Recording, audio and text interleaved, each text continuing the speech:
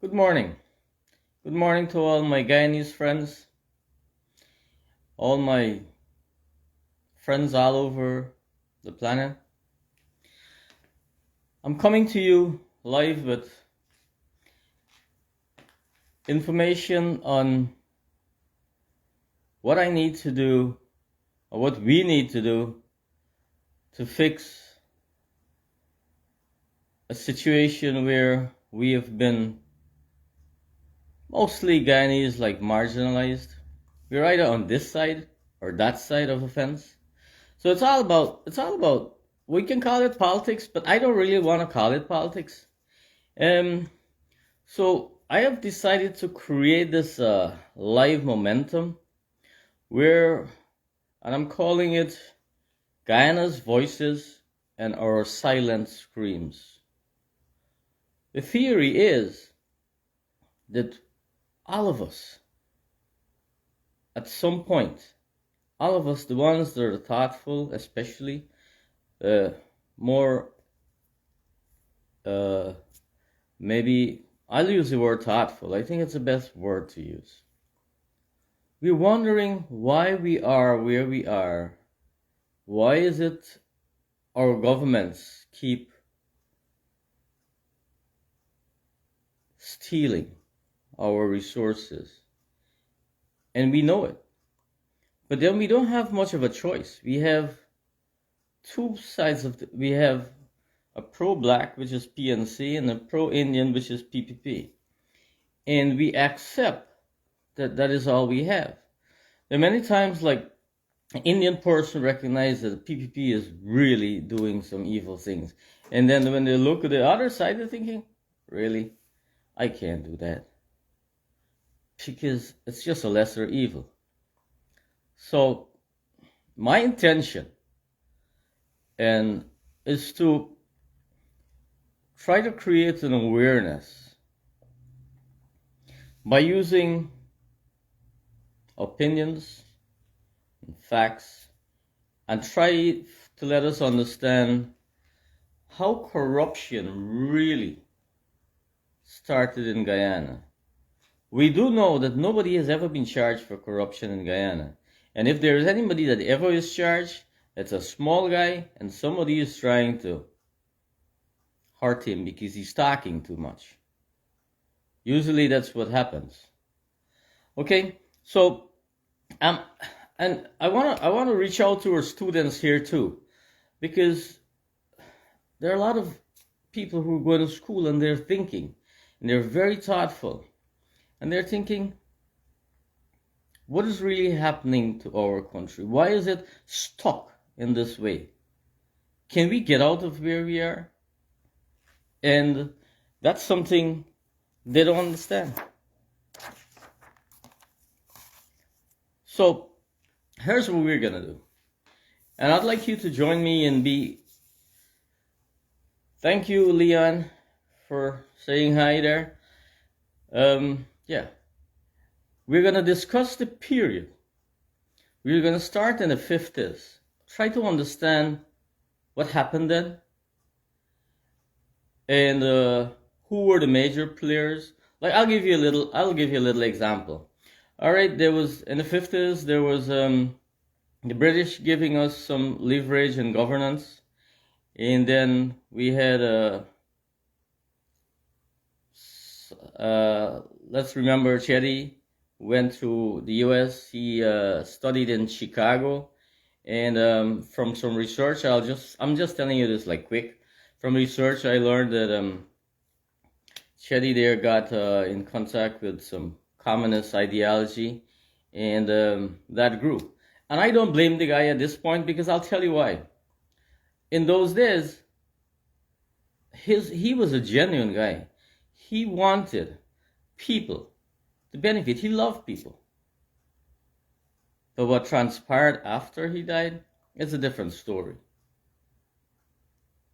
May I say that there are only people who love themselves after?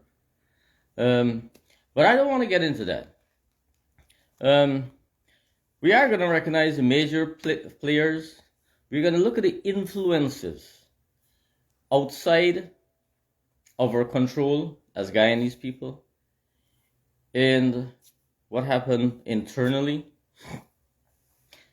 and how it affected our livelihood, how it affected our thought processes, how it affected our happiness, how it affected our lives.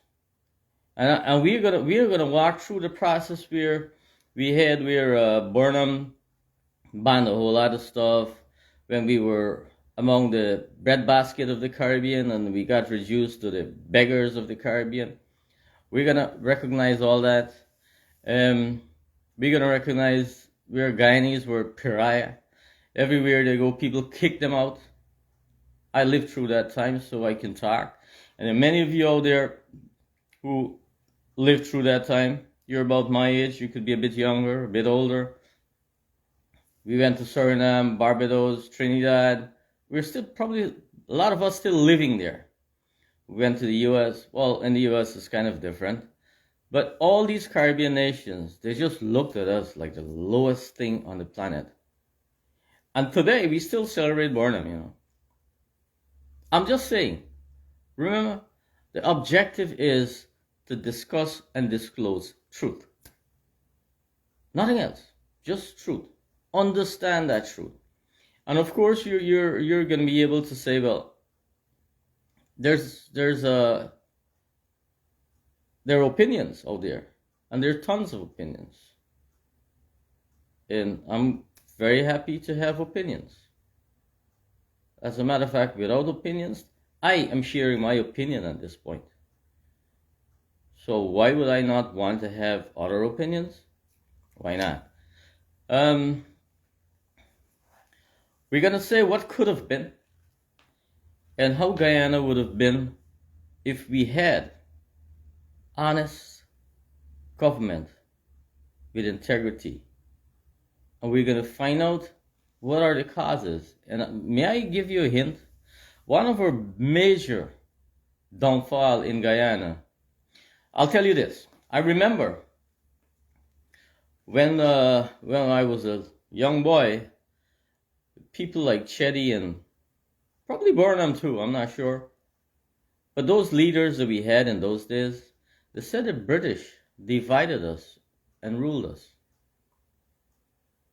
Well, we are more divided today racially, or by race, or by skin color. Can you imagine?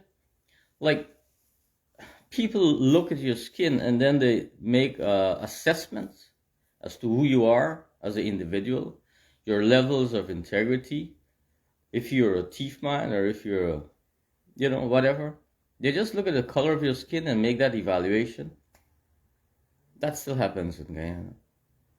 We want to acknowledge that, recognize it, and get rid of it.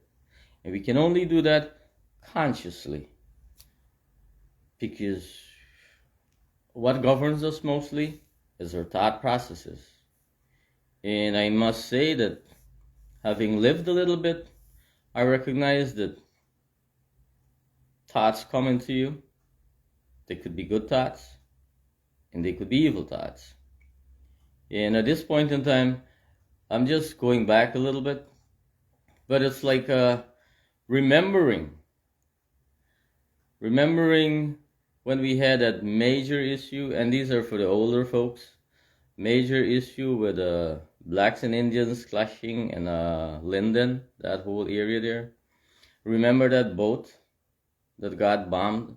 I'm just using this as an example. Why? It's one thought going into the head of one man and him circulating that thought. It's an evil thought. It's designed to kill, to destroy, to maim, to disfigure. And he sold that thought to a few people. And then a few people put a bomb in a boat. And a lot of people died. And those were Guyanese people. Aren't they supposed to be our brothers? And then after that, there was a slaughter. And it was all bad. And we lived through that. And it's painful. And we need to relive those experiences so we can understand them. And when we understand them, we can gravitate to something more greater, something that would allow us to understand where we came from and understand where we're going. Those things that happened there, they all brought us to one place where we distrust each other, where we're in a distress mode, where we work 2 times as hard and get 2 times as less. You ask my friends in America. They know how easy it is to work and get more, but we still struggle. And don't tell me it's because of Guyana. 99.9% of the time it's because of the way your government manages your money and steals it also. There are many things I want to say. I am going to have to leave us here shortly. But let me finish with what my intention is. I don't have a time that I'm going to do these videos, but I feel compelled to have discussions. And this is a free world today. And thank you very much for YouTube and Facebook and all those people that brings everybody's opinion into your rooms.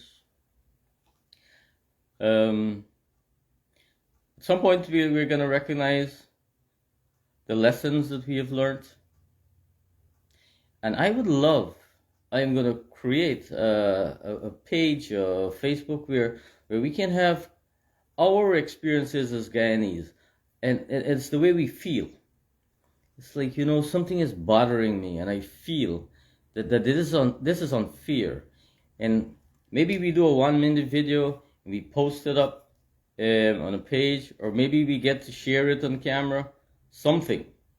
But I want to create that kind of a facility, and I want to ensure that the next government that we have rules us, or be persons with integrity and honor.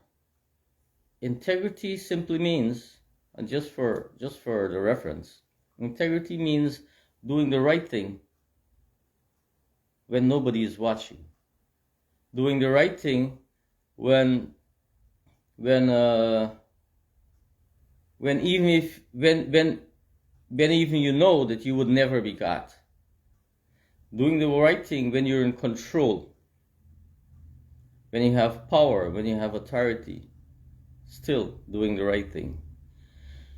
I thank you very much, my friends, and I see Uncle Lake and Mrs. Passad, quite a few other people, Leon, and I thank you very much for viewing this video. And over the coming periods, I'll endeavor to get more in detail with this information in this issue, which I see as a major issue. It's like we have this dilemma where we can either put one government in or the other government in, and we have to find a solution for that. Well, thank you very much. I'm going to take your leave. Next time I'm going to take you outdoors where it's lovely. It's I mentioned it's a beautiful Texas day, and whilst most of USA is covered in snow, it's all nice and warm here, and I went outdoors with just my shirt. So, thank you very much, and a very good morning to all my friends, Facebook friends. I love you dearly, and all my Guyanese friends. Thank you, bye. Bye-bye.